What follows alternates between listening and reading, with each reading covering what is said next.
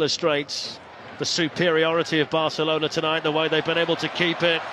Messi swings away from Phil Jones and then gets the nutmeg, and here they come again, sliding in. Oh, what a save, David De Gea to deny Roberto, and then Rakitic.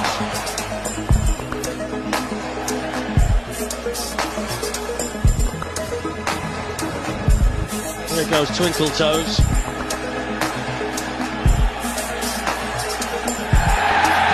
Foul by McTominay.